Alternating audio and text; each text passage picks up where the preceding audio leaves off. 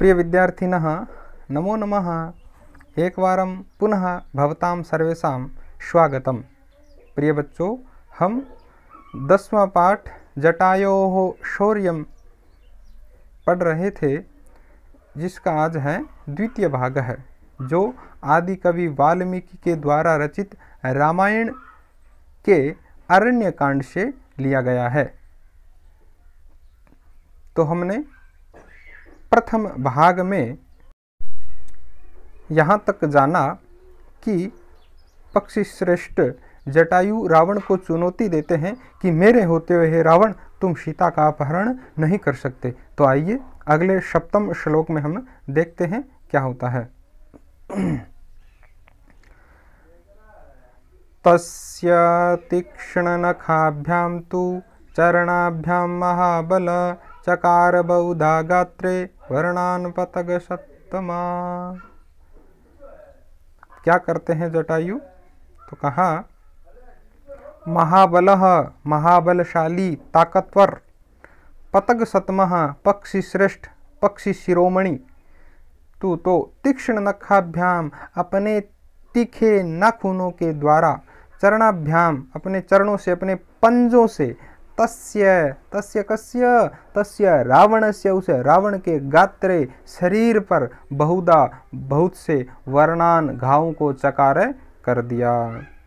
जब रावण जबरदस्ती सीता का अपहरण करके ले जा रहे हैं तो जटायु क्या करते हैं? तो महाबलशाली शक्तिशाली पक्षी श्रेष्ठ जटायु ने अपने तीखे नाखूनों के द्वारा और पंजों के द्वारा उस रावण के शरीर पर अनेक घाव कर देते हैं।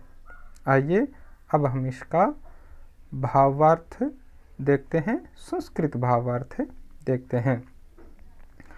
महाबलशाली पक्षिषु श्रेष्ठः जटायु तीक्ष्ण नखाभ्याम चरणाभ्याम च रावणस्य शरीरे बहून् वर्णान् अकरोत्।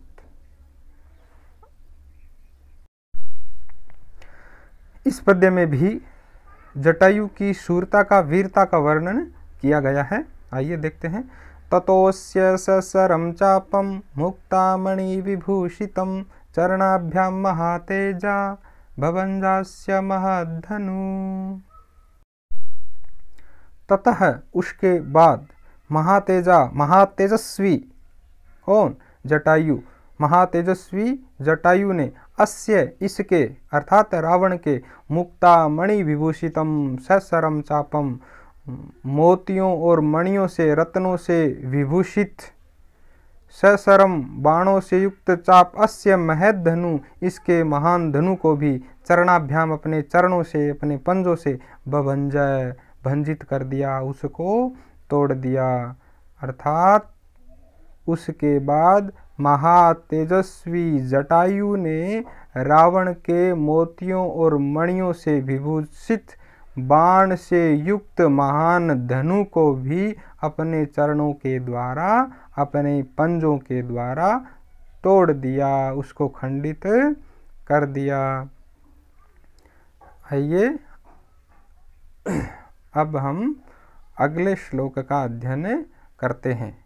जब जटायु के द्वारा रावण पर वार किया जाता है, अतिक्रमण किया जाता है, आक्रमण किया जाता है,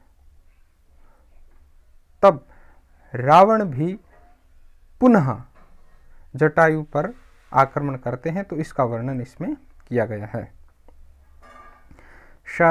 भग्न धनवा वीरथो हतास्वो हत सारथी तलेनाभिजगानासु जटायुम क्रोध मूर्छित। आइए अब हम इसका हिंदी अनुवाद और अन्वय भी देखते हैं। स वह कौन? रावण।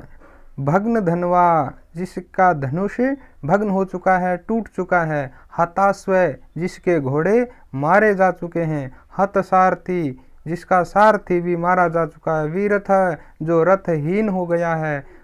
इस प्रकार क्रोधामूर्छित क्रोध से मूर्छित हो गया। क्रोधित होते हुए उस रावण ने आसु शीघ्र ही तलेन तल से अपने हाथों से अपने थप्पड़ से जटायुम अभिजगान है, जटायु पर आक्रमण करते हैं। एक बार फिर देख लेते हैं कि वह या उसने कैसा, रावण भग्न धनवा, वह धनुष टूटा हुआ, जिसका धनुष टूट चुका है, जिसके घोड़े मारे जा चुके हैं, जिसका सारथी मारा जा चुका है, जो रथहीन हो चुका है, इस प्रकार क्रोधाविष्ट होकर के रावण शीघ्र ही तल से अपने हाथ से थप्पड़ से जटायु पर आक्रमण करते हैं। आइए अब हम अंतिम श्लोक पढ़ते हैं। जब रावण पुनः जटायु पर आक्रमण करते हैं तो जटायु फिर रावण की वाम भुजाओं को खंडित कर देता है, उसको उखाड़ देता है। यानी इसमें भी, इस पद्यांश में भी जटायु की शूरता का वर्णन किया गया है। जटायुस्तमतिक्रम्य तुंडेनास्य खगाधिप वाम बाहुंदस्तदा व्यपाहरंदरिंदमा। आइए अब हम इसका अन्वय और अर्थ जानते हैं। तदा तब, तब कब, रावण के द्वारा तल से हाथ से आक्रमण करने पर, जटायु पर आक्रमण करने पर, तम अतिक्रम्य, उस पर आक्रमण करते हुए,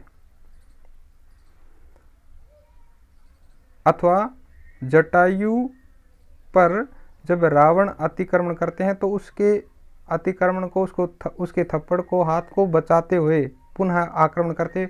अरिंदमः शत्रुनाशक, शत्रुओं के का नाश करने वाले खगाधिपः पक्षी श्रेष्ठ, पक्षीराज, पक्षी शिरोमणि जटायु तुंडेन अपनी चोंच से, अस्य इसके, यानी रावण के 10 वाम बाहुन, बाईं भुजाओं को व्यपाहारत, नष्ट कर देते हैं, उखाड़ देते हैं। तब जटायु रावण पर पुनः आक्रमण करते हुए अरिंदमः शत्रुनाशक, खगाधिपः पक्षी श्रेष्ठ जटायु अपनी चंचू से, चोंच से इसकी बाईं 10 भुजाओं को उखाड़ देते हैं। अस्तु प्रिय विद्यार्थिनः, जटायोः शौर्यम् इति नामकः पाठः अद्य सम्पूर्णः। अस्तु, धन्यवादः, नमो नमः।